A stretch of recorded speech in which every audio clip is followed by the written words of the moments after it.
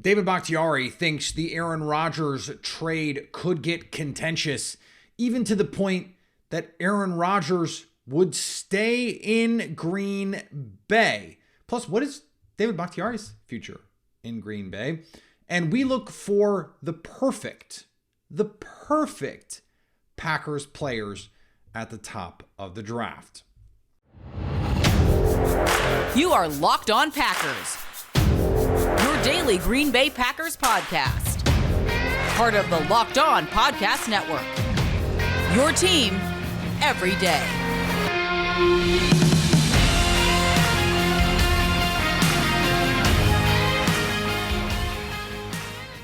You were Locked On Packers, part of the Locked On Podcast Network, your team every day. I'm Peter Bukowski, and I cover the Packers for The Leap, a newsletter I would love for you to subscribe to. Follow me on Twitter, Peter_Bukowski. Follow the podcast on Twitter, Locked On Packers. Like us on Facebook. Subscribe to the podcast, iTunes, Spotify, Google Podcasts. Wherever you find podcasts, you will find Locked On Packers, the #1 Packers podcast on the internet. And the show for fans who know what happened, they want to know why and how. Thanks to everyone who makes Locked On Packers their first listen every day. We hope you like starting your day with us as much as we like starting our day with you. David Bakhtiari had plenty to say on Bussin' with the Boys. And look, I'm not going to spend a lot of time with some of the body language doctoring and the parsing of the language. I know that there are some people out there who are going to say it wasn't weird that David Bakhtiari kept saying they about the Packers and referenced twice his future and whether or not he was going to be traded, even though pretty clearly, at least this year, he's not going to be traded, and maybe it's traded next year. But still, there was some weirdness. Maybe it's something, maybe it's nothing. I don't know. I think either way, this is going to be the last year of David Bakhtiari. I'm going to get to that part of this in a second, though. He was first asked about the future of Aaron Rodgers. And of course, Bach is close with Aaron Rodgers. And so the presumption is that he has some insight into what's going on here. He relished the fact that he got to troll Aaron about it, but also said he could see a scenario where the Green Bay Packers say, okay, cool, the Jets aren't giving us what we want. And actually, we as an organization don't want to give you what you want, Aaron Rodgers. In fact, we are not going to send you to the Jets.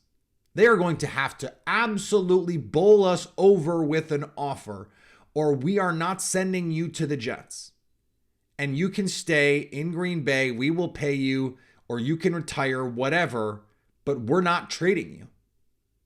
And I think that is some insight into how contentious David Bakhtiari thinks the relationship is between Aaron Rodgers and this front office. Now, whether or not the Packers would actually do that, and I don't think they would. I think everyone knows this has to end in a trade. It doesn't make sense for the Packers to cut off their nose to spite their face when it comes to an Aaron Rodgers trade. Get what you can for Aaron Rodgers while you can get it. But this speaks to the way that players often view front offices, and it's not through logic. It's through emotion, because people act with emotion. General managers, owners have acted with emotion. In fact, often act with emotion.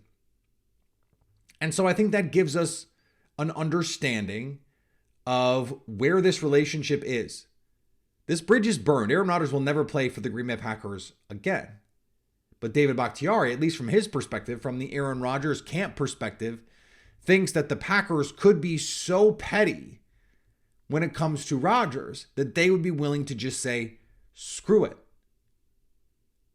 Retire. You're not playing for us, and we're not sending you to the Jets unless they overpay us. So retire.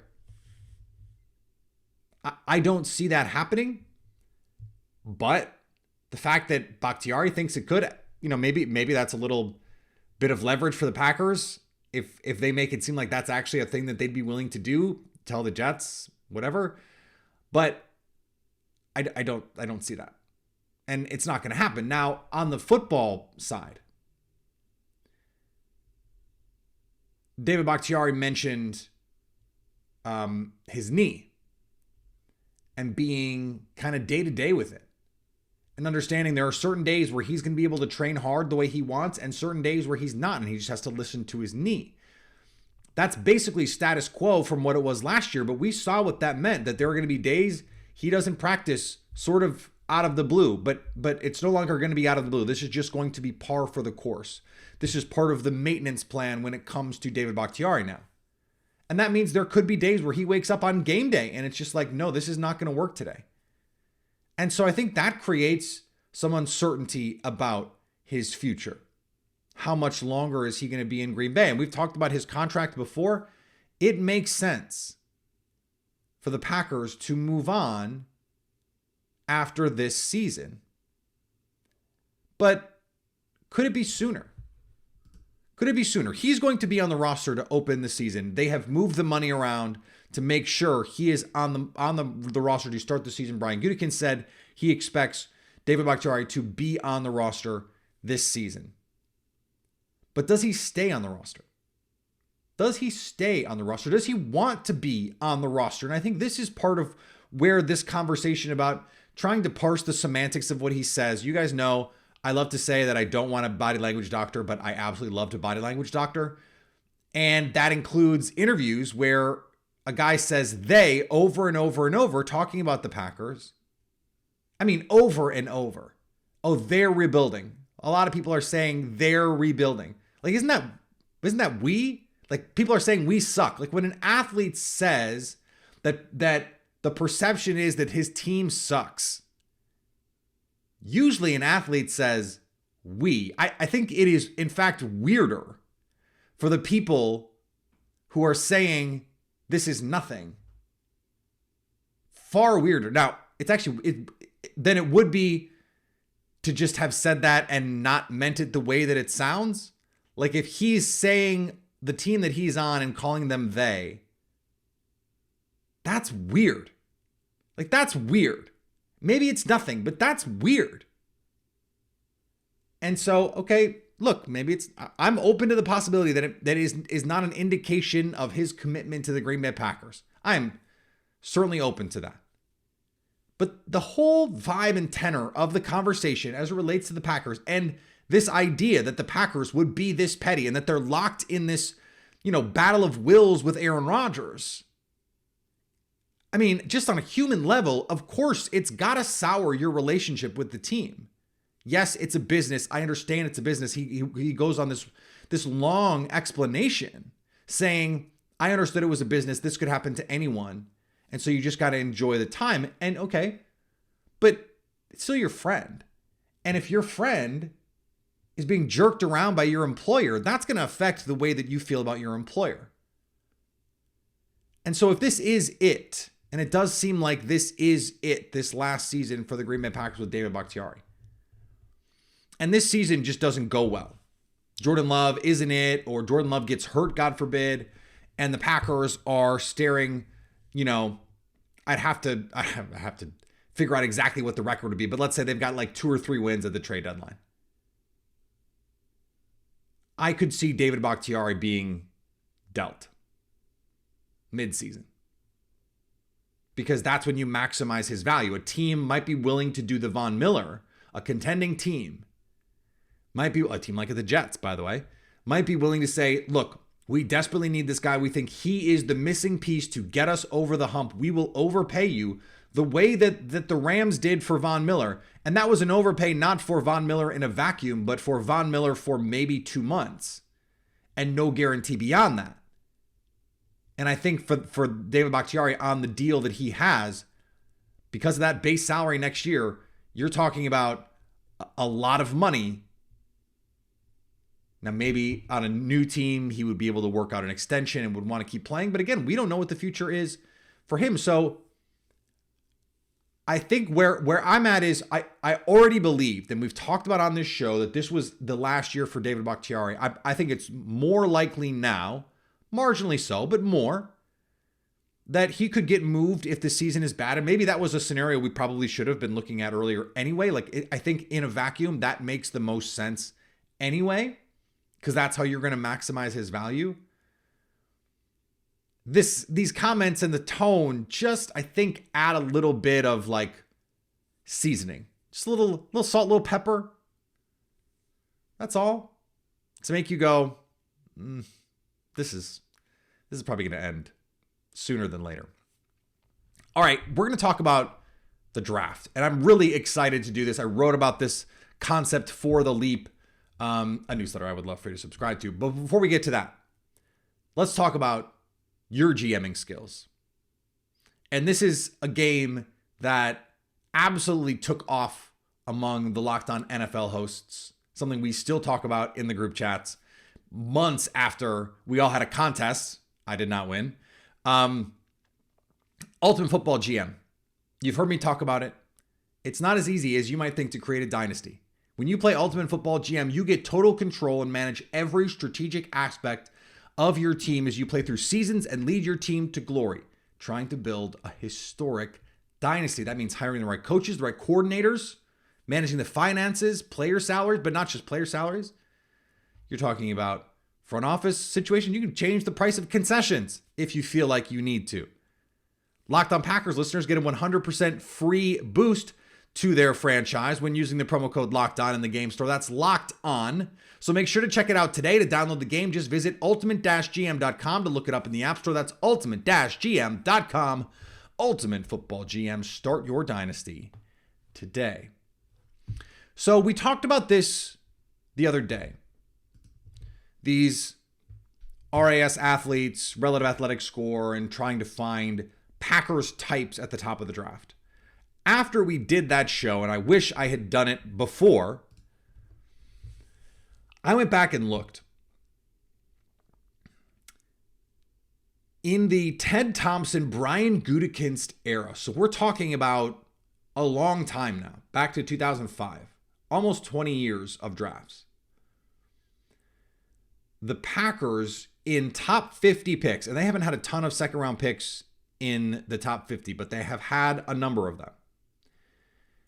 They have taken one player, one football player with a relative athletic score below 8 in the top 50. One.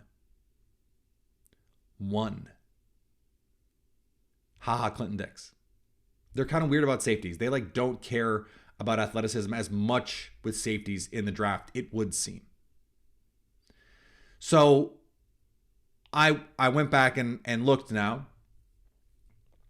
And I used RAS, and then I used also some of the other thresholds with the help of our pal Jake Morley, who did this for receivers, and then went back and looked at it through all the players basically in the draft guide that they put out there.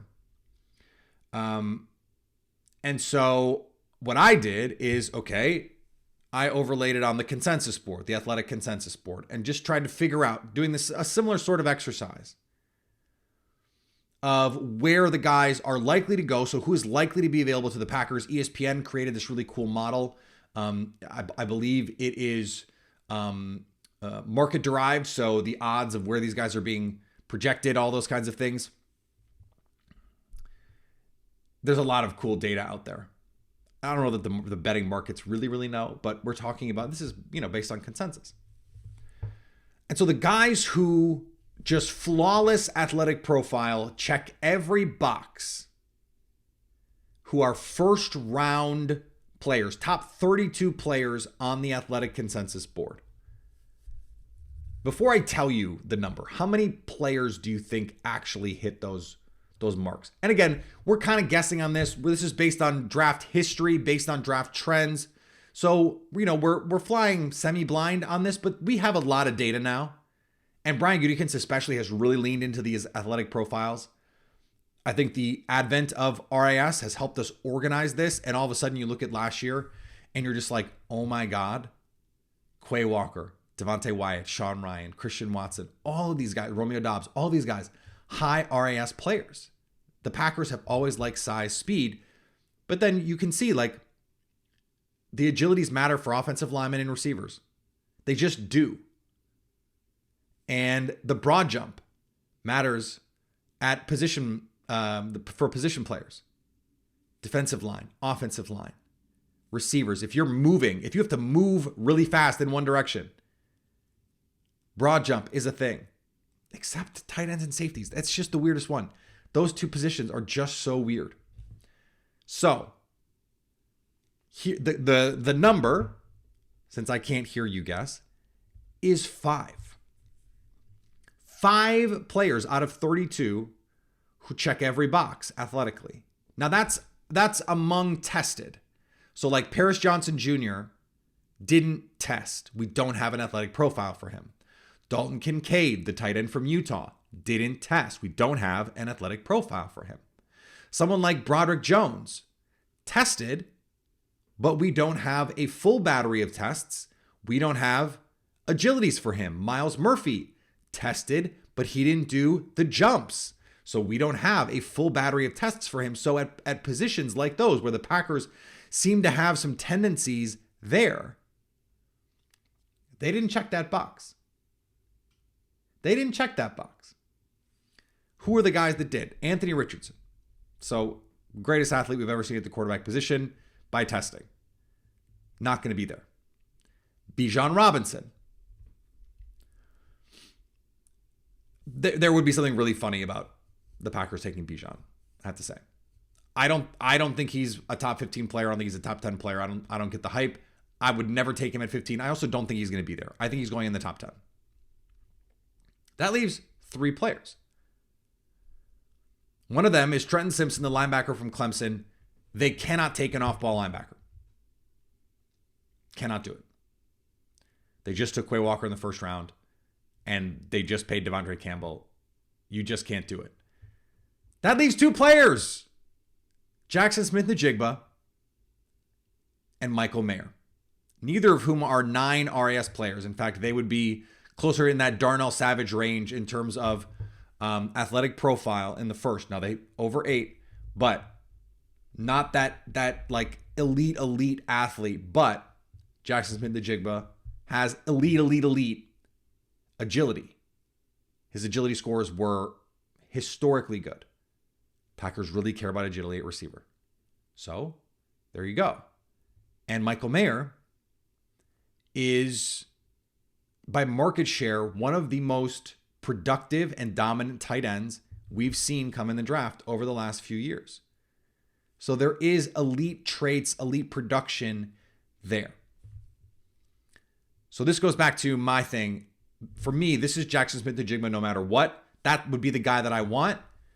But I think the Packers are going to be looking at tight end. I think Michael Mayer is absolutely the guy that I'm looking at. If they stay at 15, that is the guy that I think they will want most at 15. Now, add in, like Lucas Van Ness misses out on checking every box by fractions of percentiles.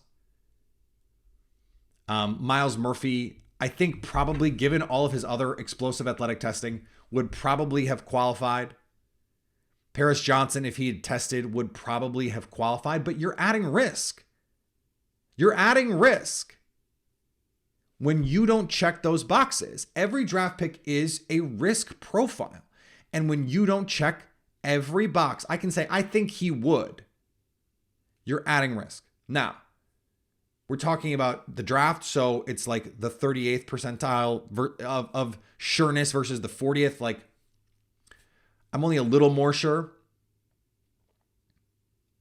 So, but this is interesting now that there's such a small band in the first round, because in the second round,